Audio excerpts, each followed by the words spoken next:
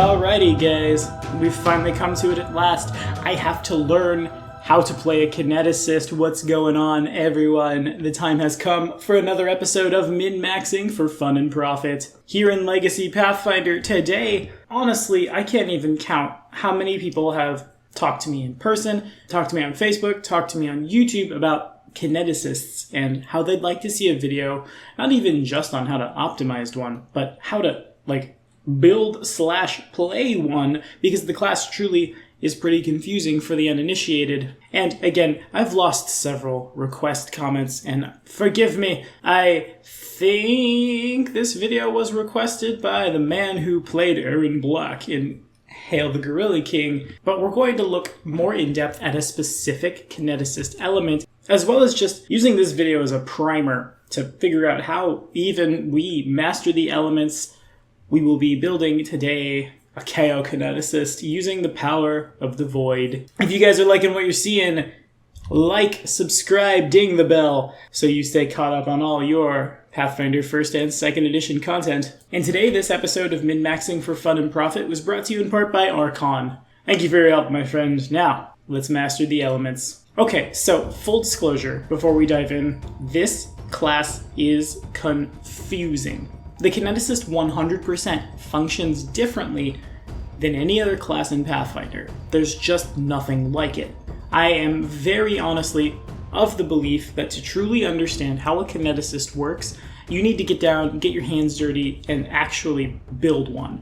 And not just on paper real quick. I mean, get in a one-shot, get in a campaign, play one of these guys, hopefully with a GM who's a little less on the sink or swim side, so you can retrain and stuff, because honestly, it's a class that could be built incorrectly if you don't know what you're doing, and truly that incorrectly can get you killed if you don't understand the mechanics. So flavor-wise, the Kineticist lands somewhere between the Key Warriors, the Z-Fighters, whatever you want to call them from Dragon Ball, and the Benders of Avatar. You are a master of an element or elements, and you're able to throw that element at somebody's face for a lot of damage.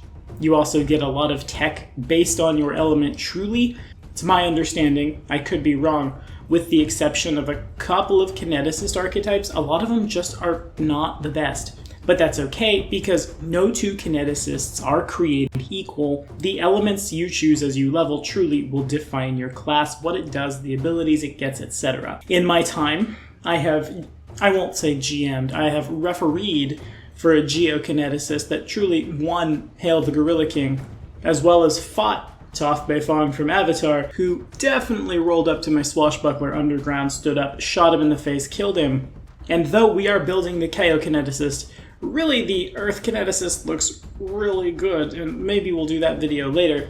In addition, I have built one Hydro Kineticist myself, played it in a one-shot, an in-person one-shot with all the IOPC guys last summer in St. Louis, and I pretty much had the idea figured out, I think, but at the same time, given the fact that there was a child at the table with us, it wasn't exactly a high-stakes game. Therefore, none of my skills were really put to the test other than grease the floor with ice. Turns out that's real good. Anywho, a Kineticist gets a boatload of talents, some of which are universal, some of which match their element as they level, some being, as the name suggests, utility talents. The tech, for value when you're not just shooting someone in the face. Infusion wild talents also exist and are gained at different levels, which are the ones that are more functioning in combat, if you want to turn your ball of ice into a sword made of ice. Yeah, I kind of built Sub-Zero for that one shot. It was sweet. Anyway, the thing about the Kineticist is their abilities, by and large, cost burn. This is a thing that the Kineticist gains at first level. Some of the Kineticist wild talents allow the Kineticist to accept burn for greater effect. Some require burn to be used at all. For each point of burn the Kineticist accepts, the Kineticist takes 1 point of non-lethal damage per character level. That non-lethal damage cannot be healed until you rest. It cannot be reduced, it cannot be redirected. If you're incapable of taking non-lethal damage, you can't accept burn, so, no zombie Kineticists here. Kineticists can only accept 1 point of burn per round, which rises to 2 at 6th, and then 1 more every 3 levels thereafter. And the Kineticist cannot choose to accept burn if it would put their total number of burn higher than 3 plus con mod. Though, of course, if something should happen and burn is thrust upon you, you get it anyway. Fun! Now, there are some abilities in-house that allow the Kineticist to mitigate this, such as gather power, spend a move action, and well and truly create an extremely loud visible display in a 20-foot radius centered on you, which allows you to reduce the total burn cost of a blast wild talent used in the same round by a point. The Kineticist can gather power for a full round in order to reduce something next turn by 2 points, to a minimum of course of 0. If the Kineticist does so, the Kineticist can also gather power as a move action next turn to reduce the burn cost by a total of 3 points. Of course, if they take damage, they lose the energy and get just a lot of burn thrown on them, so you have to be careful. And in addition, this class can kind of wear itself out if you're not careful. Say you come out with 20 Constitution at level 1.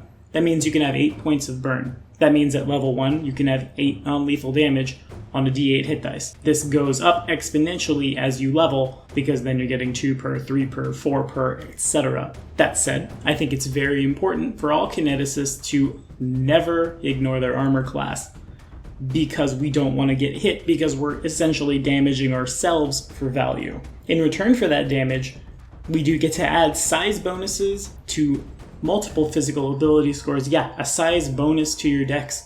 Weird, but you can do it. We get the ability to ignore crit and sneak attacks. We get a bonus on attack rolls equal to the number of points of burn we currently have, this being, of course, elemental overflow, and a bonus on damage equal to double the bonus on the attack rolls, so, oodles. This continues to go up as we level, and we even get pseudo-meta magic feats. 1 point of burn, we can empower spell our blasts. 2 points of burn, we can maximize our blasts. 3 points of burn, quicken our blasts. At 17th, 4 points of burn, we can blast twice with the same standard or swift. The power of this class definitely exists, but again, one must play this class very carefully, or at least, have a place to rest after the fight. Now, let's talk about our race, shall we? For the first time in a long line of min-maxing for fun and profit videos, today we're looking really hard at the favored class bonus, specifically the favored class bonus of the Wayang. And if you don't know what that race is, of course, follow this card right up here. We'll teach you all about them, but these little shadowy boys can add 1/4 to the save DC of the Kineticist's Void Infusions and Wild Talents. And since we are speccing really hard by request into the KO Kineticist, this seems right up our alley. The spread's not bad either. We definitely want our dexterity. The -2 to wisdom isn't the best, but it's not a needed stat. Really, we're looking at dexterity for our ability to hit with our blasts, constitution for as much burn as you can get. Truly, on the Wayang, you should begin play with 18 con. The bonus to our AC and attack rolls is nice from being a small creature. We're a little slow, but that's quite alright. Worst case scenario, ride on the barbarian's back and fire shadows at people off it, and, wreck house. Now, before we talk about our Kineticist stuff, there are 2 levels. I wish it was 4, but honestly, the more Kineticist levels we have, the better, that we will dip first as a sort of class tax for value. The first one is definitely going to be something you guys have heard all the time. Say it with me. 1, 2, 3. Scaled Fist Monk. We'll take that at second, not first level, but it's the easiest one to explain because we only have light armor proficiency. And we've talked for a million years about how sometimes it's just better to roll up with really high charisma, really high dexterity, have a higher AC through bracers of armor and similar shenanigans than the guy in plate mail, especially when we're going to be harming ourselves for value. We don't need the bad guy harming us too. This seems like a staple dip to me. Now, the second dip is a little more controversial. Some tables may not allow this. I've gone through forum after forum after forum trying to figure out if this works or not, and I've seen conflicting answers all over the place. So if your GM says this doesn't work, don't take this archetype, don't take this class, just forget it exists, and go Kineticist 19. However, our build will take 1 sorcerer level, specifically the cross-blooded sorcerer archetype. In exchange for what we're getting out of this, we are going to take a -2 on our will saves, but the cross-blooded sorcerer gains the bloodline arcana of 2 bloodlines. Our bloodlines, like most of my casters these days that want to fireball, will be Orc and Draconic. The Orc bloodline gives us Dark Vision 60 feet, Light Sensitivity, and since we're a Wyang, Ope 90 feet. In addition, whenever we cast a spell that deals damage, that spell deals +1 point of damage per die rolled. The Draconic Bloodlines Arcana says more or less the same thing. Whenever you cast a spell with an energy descriptor that matches your Draconic Bloodline's energy type, that spell deals +1 point of damage per die rolled. Now, there's a whole crazy train of thought, which I guess I'll address right now, as to whether or not this works. My argument for why it does, because I'm sure we're all saying it right now, wait, Tommy, we aren't casting spells. However, we are using a spell-like ability every time we're attacking. To quote the rulebook real quick, spell-like abilities are magical abilities that are very much like spells. They're subject to SR, they're subject to dispel magic, they don't function in an anti-magic field. So, in essence, we are casting a spell that deals damage every time we're using our blast. Now, our blast is special. As a Kineticist, we are drawing directly from the negative energy plane to deal damage. Our negative blast does negative energy damage, which is entirely nulled out if we target the undead with it, though thankfully it doesn't heal them. Now, that means we have to find a dragon with that kind of breath weapon. My first thought was the Outer Dragon, but the Outer Dragons have their own separate Bloodline Arcana. However, there exists a whole different subset of dragons that have not received different Arcana, have not received really any support, though I'm very glad the rest of them are being printed in Return of the Rune Lords. That, of course, is the Planar Dragons. Yeah, the Heaven Dragon, the Hell Dragon, the Elysium Dragon, the Abyss Dragon, and every alignment afterlife in between. The true neutral variant, the Crypt Dragon, has a breath weapon that does negative energy damage. I think it's fair, especially when we consider that by speccing full into Void, we are definitely taking suboptimal routes to use the Crypt Dragon as our dragon for our Bloodline Arcana, which then would mean our negative blast is doing +2 damage per die rolled. I believe this is totally fair for several reasons. For one, you're definitely dipping a class that's going to hurt your will save and is on a d6 hit die in a world where the burn is character level, not Kineticist level. It will make our life a little more difficult, and in addition, the element we're choosing is totally shut off against the undead, another reason for that monk level, when in doubt punch a dude, or for the sorcerer, when in doubt magic missile. Classically speaking, the full blaster guy always has come out a little behind in terms of damage. I can't really think of anything that resists negative energy, but again, there are things that we're completely shut off against. And it stands to reason there's probably something out there that resists negative energy 20 or something like that we need that extra bit of damage to push over. There's also another train of thought on this with the Augment Summoning feat with the Summoner's Summon Monster class feature, again, a spell-like ability, which I suppose tracks specifically to a spell, but so too does our Kinetic Blast. Maybe not like a specific thing, but we are doing energy damage on a touch attack. Seems to be basically the same to me, so at my tables, I certainly allow it, though of course if your GM says no, do not take the sorcerer level. Okay, so rant over on that. Let's talk more in depth. First, on what we do in class. Now, in addition to everything else we get, a Kineticist gets Knowledge Dungeoneering and Escape Artist as class skills. The basic Kineticist ability allows us for no burn to create a shadow that protects a target from bright light. Super good if our party has a bunch of drows and orcs and things in it. Or, vampires. Too bad a vampire can't accept burn. In addition to the negative energy flavor, the Kineticist also messes a lot with gravity. Considering that we're going to be dumping our strength, basic Kineticist's ability to increase a creature's carrying capacity, God say that 10 times fast, by half is not bad. We won't be encumbered by our own body weight, and the +4 on acrobatics checks to jump might have some utility somewhere. We will be choosing for our first blast, Negative Blast. It's a simple blast, costs no burn, is an energy blast that does negative energy damage, which of course does not heal the undead, but completely misses them.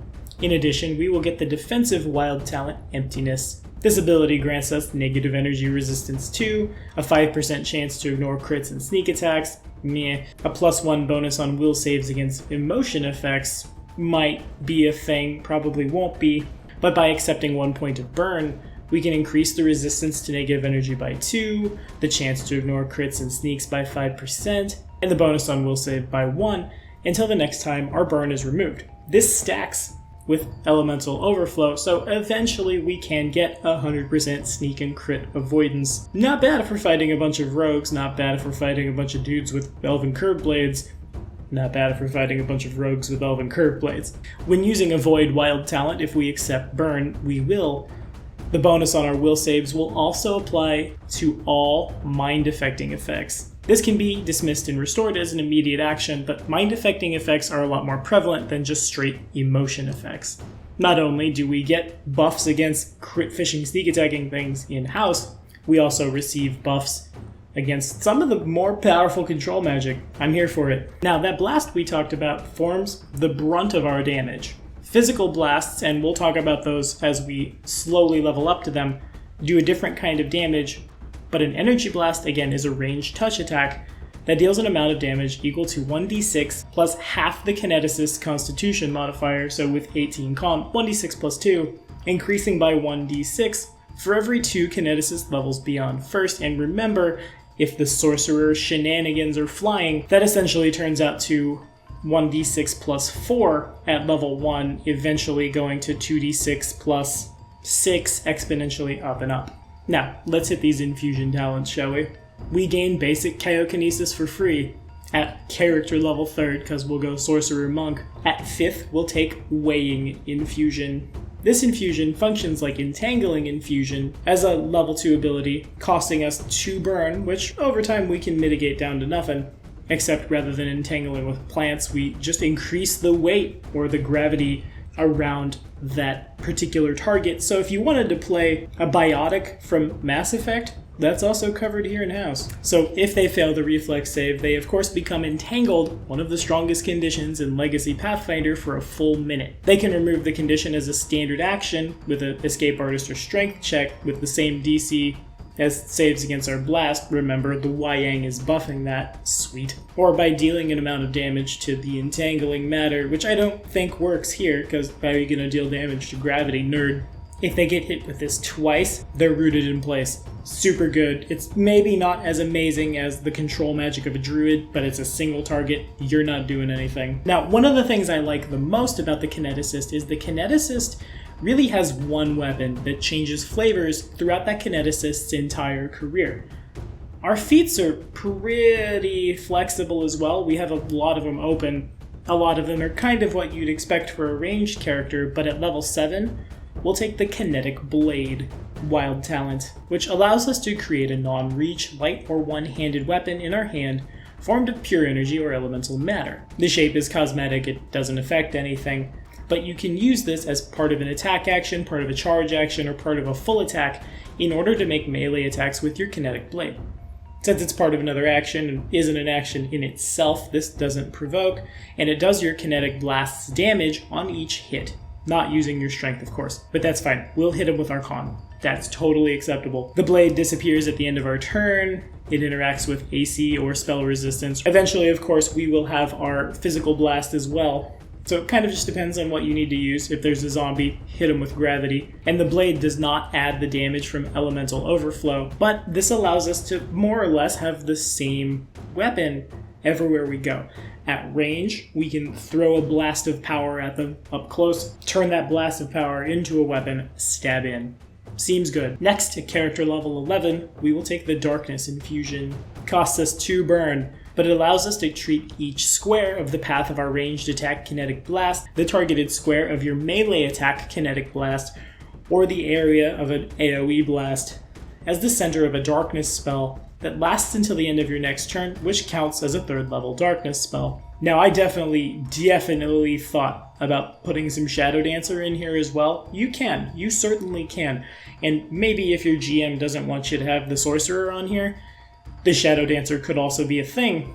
But this is just really good control magic, especially if you're going to be fighting things don't want to be in the dark. You have extended dark vision, then, can just hide in your own darkness. Oh, by the way, next up it's Darkness Infusion Greater, which makes supernatural darkness as per a 6th level deeper darkness spell. Yeah, you're the Drow Noble for the cost of 4 burn. Remember, most of this can be mitigated off with our gathering of power, with our internal buffer, things like that. Also, I find it really hilarious for a little Wyang to be inside an area of deeper darkness and making a very loud noise to gather power.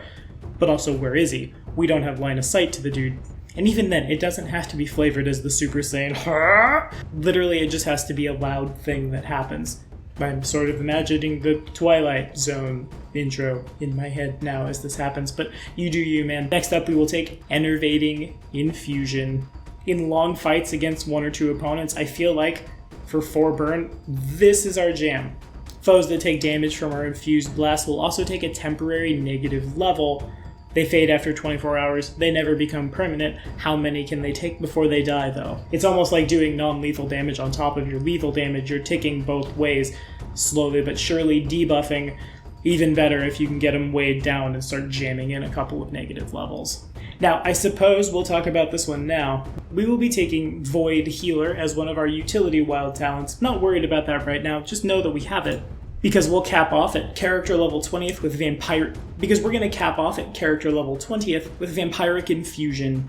If your blast hits, or the enemy fails a saving throw against a blast without an attack roll, you can activate this talent on yourself by accepting its burn cost without taking an action. Literally just if we hit, okay, 3 burn.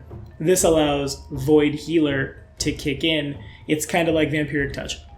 It keeps us in the combat a little longer. Yeah, we had to accept some burn to do it, but 3 times 20 non-lethal damage is probably not as bad as the amount of damage we're healing back, especially if we're in melee quite a bit, and we might be. Now, let's talk about our utility talents. Honestly, I like a lot of these a lot more, because I think utility stuff is more important to character optimization than any attack roll ever thought of being, given the fact that that's only half the story, it's only half the battle. We want to be, at all points, in all modes of play, relevant. So first up, at character level 4th, we will take Elemental Whispers. This allows us to form a friendship with a fragment of our element, which speaks back to us empathically like a familiar. Pick a type of creature, usually allowed as a familiar. When you gain this wild talent, you gain alertness and the special abilities granted by a familiar of that type as a standard action. Oh, by the way, the whole thing costs no burn. You literally just grab a familiar here. You can give the voice of the element the body of such a creature using elemental matter of the appropriate element within 30 feet. As long as you concentrate, the familiar can take actions of a normal animal of its type and can move any distance away from you, though if it takes any damage or you cease concentrating, it goes back to your mind, you lose alertness while it's manifested.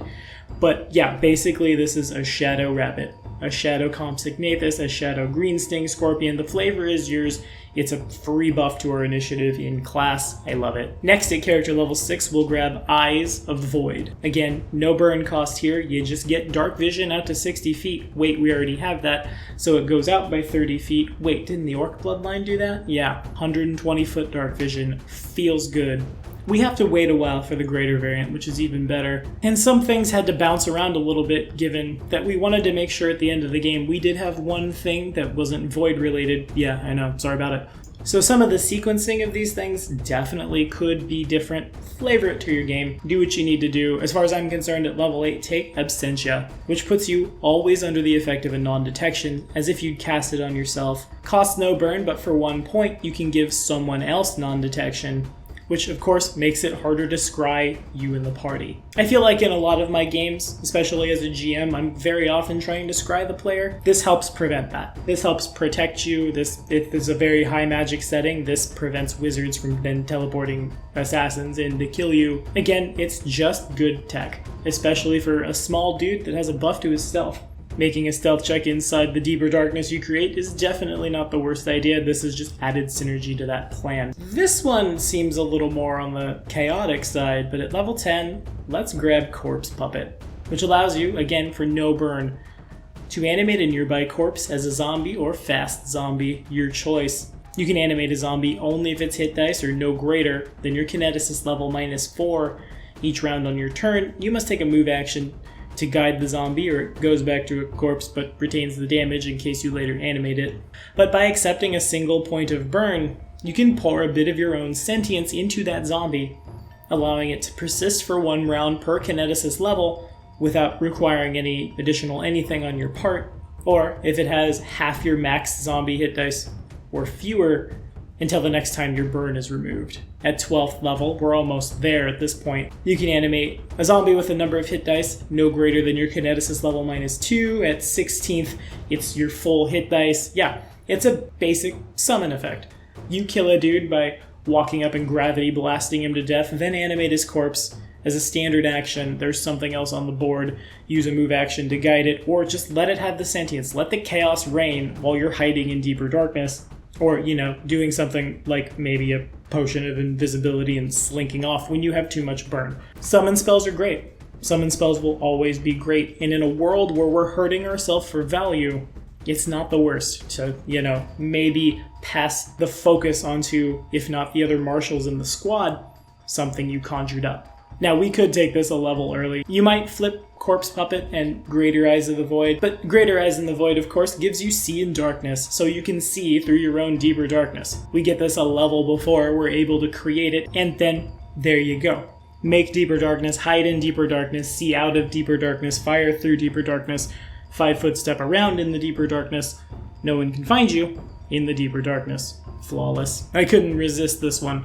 At level 14, we'll take Suffocate. You use, in our case, the Void, to choke a creature within 120 feet.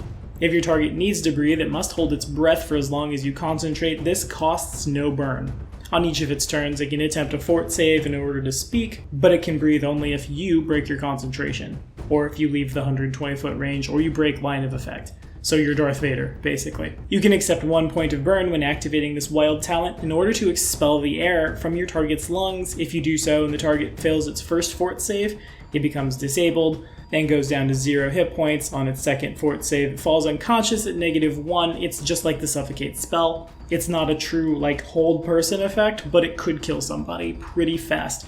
Especially because remember, that fort save DC has tracked up since we're a Wyang. So when you're ready to find someone's lack of faith disturbing, yeah, you've got it. Now, of course, we do take Void Healer, but it's only going to heal people that are healed by negative energy, like sometimes a Wyang, and also those zombies you're making. But for 1 point of burn, you heal an amount of damage equal to your blast, which ends up being, just a lot. You're going to see why here in a sec. We'll talk the damage. It's spooky. Finally, we will take Expanded Defense at 18th, choosing Earth, so we can get the defensive ability of the Geokineticist. Now, let's explain how that works. So at Kineticist 7, a Kineticist can choose any element, including their primary element, and gain one of that element's simple blasts, also gaining composite blast, like mixing water and earth to make mud. But we don't gain the defensive wild talent unless we grab Expanded Defense. We don't gain the class skills unless we grab Elemental Knowledge. If our expanded element is different from our primary element, we treat our Kineticist level as 4 levels lower. That's fine, we're pretty much all Void here. We'll get another one again at 15th level. Had we expanded into Void 3 times, we'd get a buff on caster levels, DCs, attack rolls, and damage rolls, but we're going to go Void, Void, Earth. That means at 7th level, or for us, character level 9, we will receive another Infusion Wild Talent. For 3 burn, we'll choose Singularity. Choose a grid intersection within 30 feet. All creatures and objects in a 5-foot radius burst centered on that intersection take a quarter of your blast's normal damage, or half from a negative blast. On your next turn, it goes out to 10, and then 15 on the third. Seems good, right? Now, there's a couple reasons we're doubling down on Void. Grabbing Gravity Blast, which does bludgeoning damage, though it will take us to level 9, gives us an answer should we be fighting like a Lich or something that's immune to negative energy. Yes, that's a long time to wait, but we have improved Unarmed Strike, we have level 1 spells as a sorcerer. I would never consider our build to be just down for the count.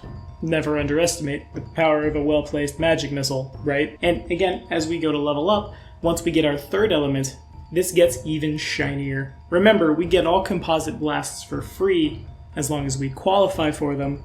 So at character level 17, we'll grab Earth Climb at this time, because hey, why not, walk up earth and stone surfaces seems good. Fire down from the ceiling in a cave, I like it. In addition, this will give us another physical blast, which means we qualify for gravitic boost. We'll infuse our physical blast with added gravity, because now we have gravity blast and another physical blast, increasing the damage dice from d6s to d8s. Now, of course, we'll lose the +1 from die rolled. We're no longer doing negative energy damage, but again, if we're fighting undead, this means we do more. And at 15th level, if we accept 3 points of burn, we can infuse our Uber Void Blast, which will do the extra damage with added gravity. Yeah, it's 3 burn, but as a move action, we can negate that, or without a move action, we can just Nova out. Seems real good. So when we take Expanded Defense for Earth, that grabs us Flesh of Stone, which gives us DR1 over Adamantine. This increases by 1 for every 2 Kineticist levels we possess beyond 2nd. By accepting a point of burn, we can increase the DR by 1 until the next time our burn is removed to a maximum DR equal to our Kineticist level. But that means at the end of the day, we end up with a base of DR9 over Adamantine, which we could stack up by 18 more. A DR27 over Adamantine? Yeah, I think a lot of things at the end of the day won't be able to break that. Now let's talk about our feats, shall we? They're pretty straightforward, I'm not gonna lie. A lot of the Kineticist feats are exactly what you think they'd be. What you see is what you get, and what you get's real good for what you're trying to do. At first level, we'll take point blank shot on our sorcerer level, because of course, with a range of 30 feet, we'll always be within 30 feet. No reason to not. We'll take dodge from our monk level, the bonus feat we get at monk 1, because we don't want to get hit, especially at low levels where the burn could outright knock us out. At 3rd level, it's precise shot, because we're going to be firing into melee probably quite a bit. Though often we're targeting touch, that doesn't mean we want to take a -4, right? At 5th level, we'll grab Weapon Finesse, this being a couple levels before the Kinetic Blade, but I mean it helps you punch with your dex instead of your strength. And since we're creating a light melee weapon with Kinetic Blade, we're going to need Weapon Finesse to attack with our dex when we're in melee. On its heels, Piranha Strike, because we'll never have a two-handed weapon, there's no need to wish for power attack, adding that extra damage in. Then Deadly Aim at 9th level. A little light, some might say, but it's the same notion as Piranha Strike. Take a -1 for a +2, which ticks up once your bab reaches certain benchmarks. Now here's a feat I never really would have thought about taking, but it kinda has some hilarious synergy with a Kineticist, and a lot of our feats are just free and open. Opening Volley says that whenever you deal damage with a ranged attack, you gain a +4 circumstance bonus on the next melee attack roll you make against that opponent. The attack must occur before the end of your next turn. So, Metakinesis for a quickened blast, and then 5-foot step in and stab with a kinetic blade, which now has a +4 to hit. It's a pseudo full attack, and since we're not a full bab class, we're not a half bab class, got that 3/4 bab rolling. The extra buff to the second attack, not bad. We'll take Improved Initiative next, because we really want to go first and get that entangle going. The +4 from our Scorpion Shadow Boy probably gets us through for a while, but the extra +4 doesn't hurt. Next up, though it's a monster feat, we definitely qualify for it, much like the Witch does. Ability Focus, Kinetic Blast. Ability Focus says, choose one of the creature's special attacks. We'll choose Kinetic Blast. Add +2 to the DC for all saving throws against that special attack on which the creature focuses. So, you know, like any of our wild talents, or when we hit with this, spend some burn to suffocate a dude, or the ability to lock somebody down, increase the DC by 2. Fun. We'll take Extra Wild Talent at level 17 for Focus Blast. This allows us to gain a +1 enhancement bonus on our attack roll with the blast and our caster level check to overcome spell resistance. This costs 2 burn. You can increase the burn cost by 2 to increase the enhancement by 1 to a maximum of 5 at 10 burn. You can reduce your blast damage by half to reduce the burn cost by half, but basically it's our Magus or Paladin. Whoop, a magic weapon. Also, at late game, things will have spell resistance. Breaking spell resistance is important. That's why our final feat, at level 19, is Spell Penetration. Remember, we're usually throwing spell-like abilities at people. Again, GMs might balk at this. I think it's more than fair in a world where blasters are not as good to take this feat and treat our kinetic blast as spells for that +2. And on that note, let's talk about our combat, shall we? Okay, so I've harped about the big six for quite a while now. We're not going to talk about them in depth here. Actually, come to think, I think that's going to be our next Legacy Pathfinder min-maxing video.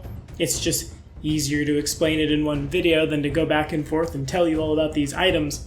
But our 18 from Jump Constitution, especially considering we're going to slap a size bonus on not our attack roll or anything like that, like you would normally see a size bonus get. No, we're putting the size bonus straight into ability scores. It means that our 18 con can turn into 40 by level 20. Yeah, that's terrifying. With less magic item support, but again, a buff of +4 as a size bonus to an ability score. What? We end up with a dexterity of 34. Now, the monk dip and the sorcerer dip don't necessarily do our base attack too many favors, though of course you could always, take True Strike. If you're having problems, a base attack all told of 13, a +1 size bonus to our attack roll from, being a small creature, then 34 dexterity, a 12 modifier, focus blast giving us a +5, and then our overflow coming in at +6 to hit, a -4 from deadly aim, and a +1 from point blank shot, means that we're rolling at +34 to hit, and we target, generally speaking, what is the lowest armor class of whatever we're fighting by level 20. Now, our damage gets really wonky, I'm not gonna lie. I had to go back and re-record this because I forgot one very important detail. That detail being that the Kineticist can only get so much burn in a round. It's the only real gate on the class, and it's a gate we can overcome pretty easily with mitigation. So right now we can only accrue 6 burn per round. Our full going ham on everything, focus blast at 5 for 10 burn, using Metakinesis for a pair of maximized empowered kinetic blasts, and then gravitic boost at 3 means we're going to be generating 20 burn in a round.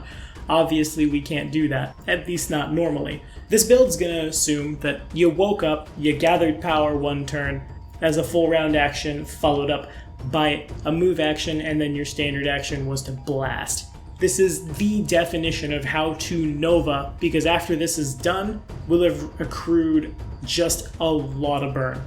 Granted, we can accrue a lot, 18 total, but we can only do this so many times before, like the wizard, we're out of spells and must rest. Now, assuming we have 3 points in our internal buffer, assuming that we get both a full round and a move action to gather power, after that ticks up, and that's a reduction of totaling 5, that's 8 knocked off right there. Composite specialization will knock off our gravitic boost void blast by 1, and infusion specialization eventually will tick 5 more off. That's a reduction of 14. We're using 20, so that means our Kineticist is getting 6 burn from this. What's hilarious is I used to be so afraid. Literally, I did not play a Kineticist. I played a Mesmerist over a Kineticist because the concept of non-lethal damage was terrifying to me.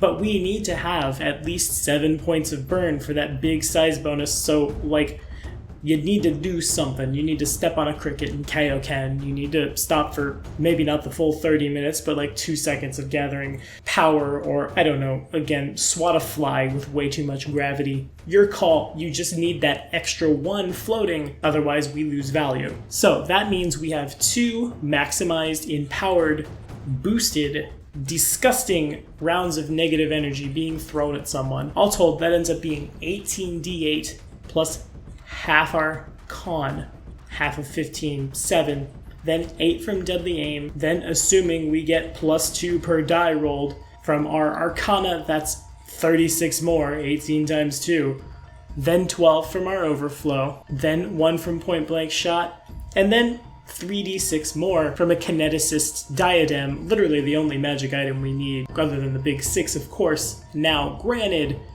we don't have a void variant. This item was created before that book came out. We assume we have access to it, right? Just have a black gem.